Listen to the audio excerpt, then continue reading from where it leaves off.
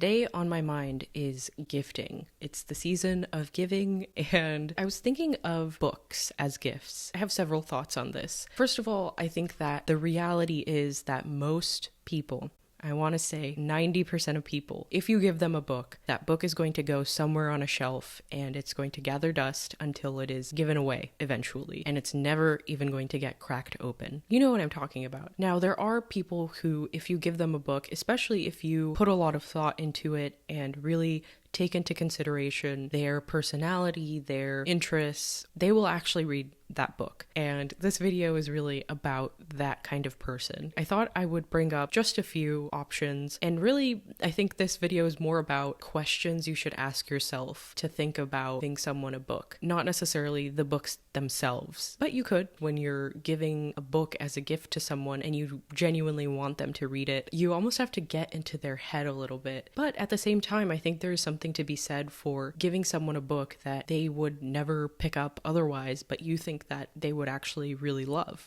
It's all about the thoughtfulness of the process. I think it would be really fun actually if in the comments, if you have someone in your life, describe them, give us a little profile of what they're like, and I would love to respond and try to think of, I wonder what book this person would like. Try to garner some suggestions in the comments down below. Towards the end, I also want to touch on books or gifts for people who are readers, who you know for a fact are avid readers. What should you get that person? I think that calculus looks very different. The first book I picked out is The Last Unicorn by Peter S. Beagle. This is a book that I haven't read personally myself, but I think this book would be the perfect pick for your friend who is a huge Lord of the Rings fan. Like, they love the movies and maybe they've even read the books. I think they would really appreciate this. Based on what I know, it is a classic fantasy and it's quite short. When giving gifts to people who aren't primarily readers or who don't read a lot, trending towards shorter stuff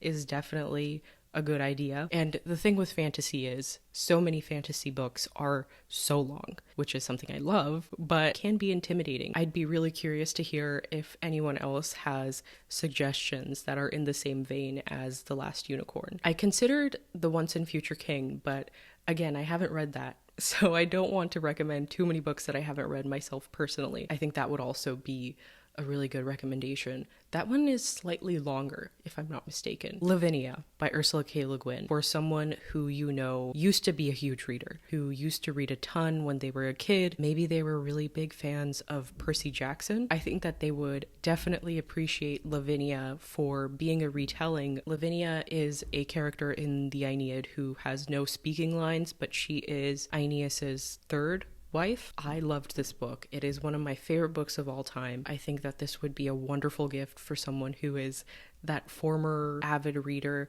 just hasn't been reading a ton ever since they got to college or maybe, started working and life just got in the way. I think that they would appreciate this. And again, this is on the shorter side. I want to say it's definitely not a quick read, but it's less than 300 pages. So not too intimidating. I also think that people who are fans of Madeline Miller's Circe and Song of Achilles would really love this. I don't have a copy of it, but A Wizard of Earthsea is probably a great recommendation for our suspect number one, the Lord of the Rings movie fan. My next recommendation, I have two profiles for who would enjoy Jade City. I think someone's dad would love Jade City. Some dad who just loves like the Godfather movies.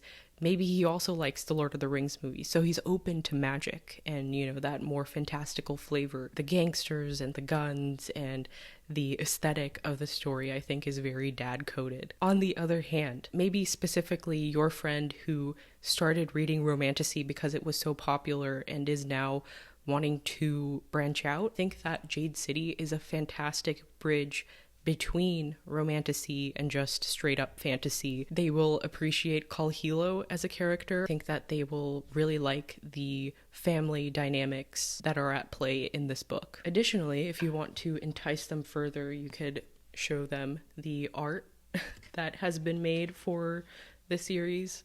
I think it's pretty persuasive. Oh yeah, persuasive. Another book I want to recommend that I don't have anymore because I gifted it to someone and they actually read it was Foster by Claire Keegan. All of Claire Keegan's work is super short, so I think that is one point in its favor, but it's also really written in a very accessible way and just reads like butter. It's so easy to read. The story itself is extremely layered and complex for how short it is, and it just tugs on your heartstrings. Any of Claire Keegan's work would make a great gift. They're not like the most happy stories. I don't think that a gift has to be super happy necessarily. So another profile I came up with that I actually don't know if I have a good recommendation for is your friend who really loved the Dune movies, really likes sci-fi movies. What's a good book to recommend to that friend? Maybe Ted Chiang's Exhalation short story collection would be a good place to start, given that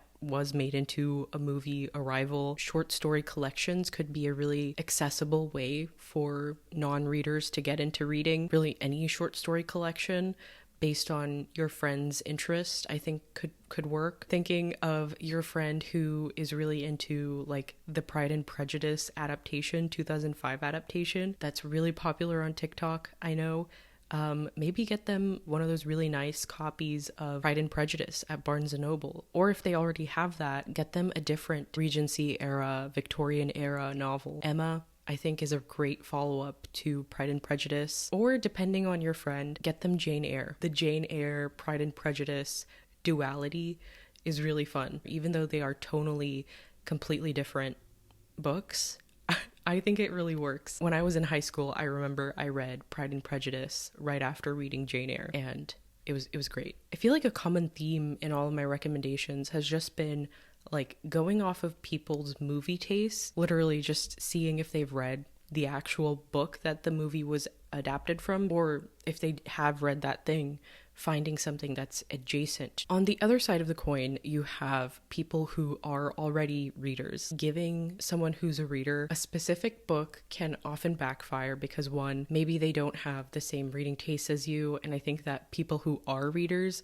sometimes they tend to be a little more picky than people who aren't readers because they know their tastes really well and they tend not to deviate from it. I don't feel like I'm that way. Like if someone gives me a book and is like, I really liked this book for X, Y, and Z reasons, I am super open-minded and I would read any book. But the other thing with gifting books to readers is that sometimes they already own that book. So I don't think you can go wrong with giving a reader a gift card to Barnes & Noble, or if you have a local bookstore, giving them a gift certificate to the bookstore. You can't really go wrong with that. But if you want to spruce it up, writing them a really nice letter and putting it in a nice envelope, I think that goes a long way. There are so many literary journals that I've learned about this year that I think any reader would be excited to get a subscription to. So there's the NYRB, there's the London Review of Books, there's N+2. Could also be a fun way to spice up their reading life and make sure that you're not getting them something that they already have. I guess you would just have to make sure that they don't already have a subscription to that specific magazine. There's also Book of the Month. NYRB Classics does a monthly book club subscription box thing. Illumicrate, Fairy Loot, these are all subscription boxes where they'll get a new book every single month. Fitzcarraldo Editions, I believe, also does a subscription box. Depending on your budget and price range, subscription boxes are a little bit more hefty. I would really love to know in the comments if you've ever gifted someone a book and they loved it. Like, what book was that? What are your home runs when it comes to gifting books, and any ideas you have, feel free to leave those in the comments down below. That's all I have for today. It's Friday. Today's self-care advent calendar prompt was to do some morning stretches, which I did not do this morning, so I'm going to do that and get a lot of reading done. Also, I'm going to be watching Pluribus tonight. If anyone's watching, what the hell was the ending of that last episode? I need to know what happens next. Thank you so much to everyone who's been watching these videos and following along. I appreciate you so much, and I will see you tomorrow.